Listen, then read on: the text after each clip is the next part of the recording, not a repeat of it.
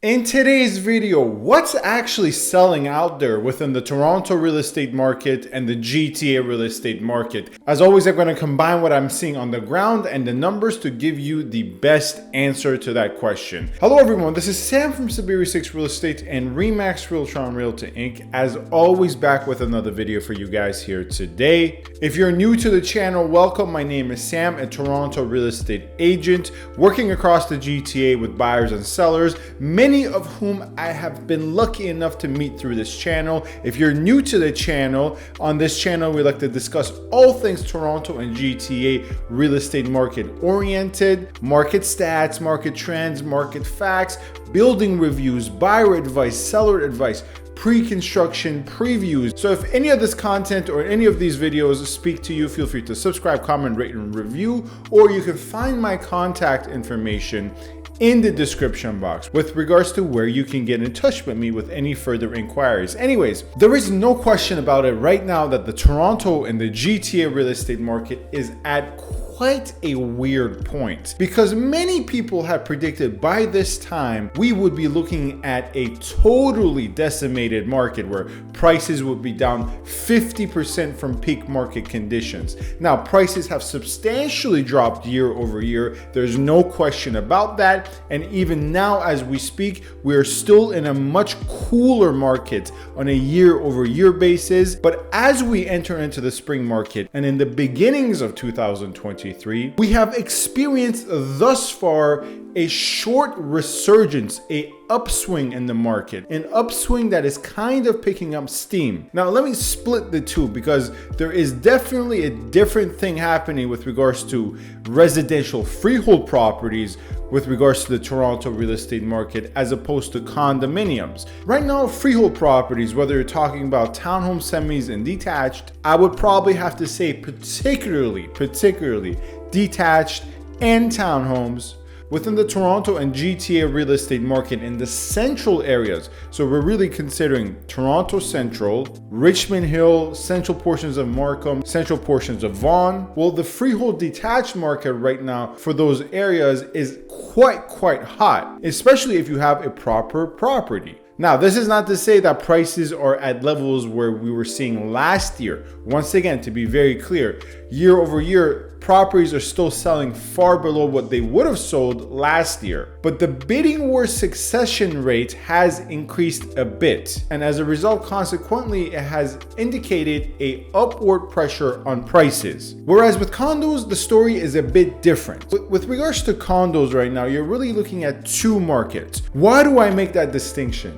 Well, the simple fact of the matter is, right now, condos that are selling and selling with multiple offers and selling with a lot of showings, a lot of demand, a lot of offers, regardless of whether they're attempting a bidding war or not, or they're pricing it around market value, those condos are priced around the, I would probably have to say, vaguely, the $650,000 range to the $750,000 range, maybe $800,000 range. Those are really the condos that are getting the most foot traffic, the most demand, and once again, the most offers in today's Toronto condo market, as of at least March 2023. Whereas condos that are above $1 million price points, relative to the cheaper, more middle tier condos, they're not getting as much foot traffic, but they are still successfully selling at decent prices if they're staged well, if they're photographed well, and if they're advertised well.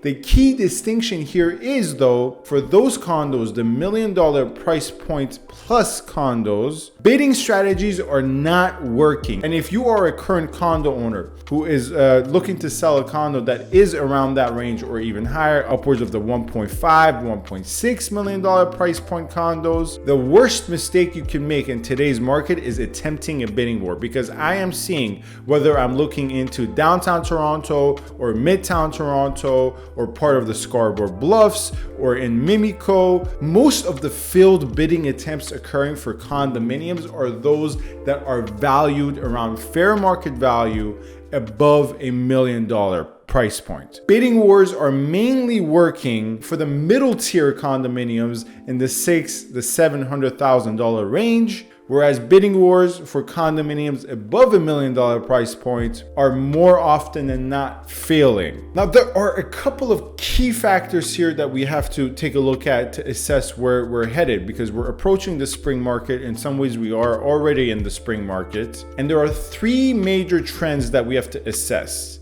which is number one, as I covered in one of my most recent videos, the Bank of Canada decided to keep the pause on interest rates in their March meeting. Well, this created somewhat of a bullish sentiment amongst the markets. And as I mentioned in that previous video, the Bank of Canada's messaging with regards to we're keeping a conditional pause in combination with low inventory, which is going to be a common theme, can add fuel to the fire with regards to the spring market. The spring market can be a little bit more competitive than others would have expected otherwise, if the Bank of Canada is to keep these rates paused at where they are. Which leads us to the second key factor we have to assess, the upcoming Bank of Canada announcements. According to the latest CPI, the rate of inflation comes in at 5.2%, a drop and lower than expected once again. And this is very key because you can certainly expect in the next Bank of Canada announcement rate for the interest rates, we can safely expect another pause of the interest rate. So in March 8th, the most recent one, the Bank of Canada continued its conditional pause. They didn't increase the rates. Now that the CPI is coming in lower than expected once more, you can certainly once again expect that pause at the April 12th meeting. If it's going to be an increase, which I highly doubt, but I can't see into the future, it's probably going to be the most minimal 25 basis points. But with the CPI coming in lower, probably they're going to continue the pause. So why is this important? Because if they do what they did in the March meeting and they continue with the pause, I think that's going to add a ton more fuel to the fire if inventory remains low. However, if they do increase interest rates at the April 12th meeting, which if they do, it will most likely be by 25 basis points, I think that's going to help to quell or at least put a bit of a ceiling into what the spring market could potentially become, which is pretty good news for buyers and it's medium news for sellers. But this is all in the context of the third item that we have to focus on here, which is fixed term mortgages. Because as of most recent days in March last week, obviously having to do with the banking crisis occurring around the world really, but mainly in the States, the 5-year Canada bond yield has plummeted and it has been the largest plunge in recent memory. Well, this means that there's a potential that mortgage rates will go down. That's right, because that 5-year fixed term mortgage can actually go down and go down further, which in turn can kind of once again push up demand. And please do not mistake this for being a bullish message. I mean, in recent months, I've really tried to get across the point, and longtime viewers of this channel know that I just speak the facts. I just talk about what I see on the ground and according to the numbers. And although today's video is a little less number heavy, you guys know that when I go through the numbers, I go through them well. So this is not a bullish message. This is not to create FOMO, because I honestly do not believe the market is headed to near peak market conditions or even close to that. We're not going to see last year's prices for a long time. So there is no missing out. There is no FOMO. But at the same time, it is going to be ludicrous to deny the fact that there is a great possibility that this upswing we have seen so far in Q1 of 2023 compared to Q4 of 2022 will continue maybe even past the spring market if the Bank of Canada does not increase rates or increase them enough proportionate to the level of inventory or lack thereof that exists in the market within the wider context of banks reducing their 5-year fixed. So in summary, what is actually selling proper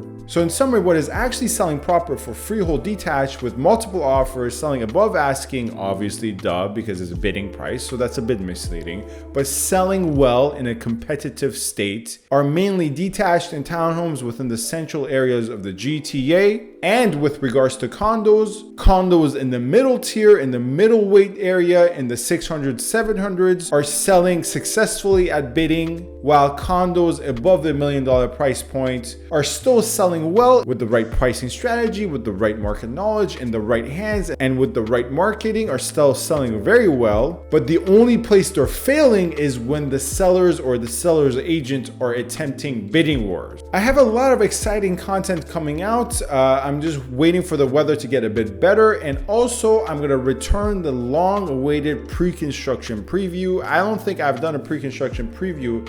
I would probably have to say in 8 months. So I got a lot of positive feedback for those. As always, this is Sam from Saberi Real Estate. Let me know your questions in the comments. As always, get in touch. Thank you very much for watching. Stay safe and stay tuned. Thank you.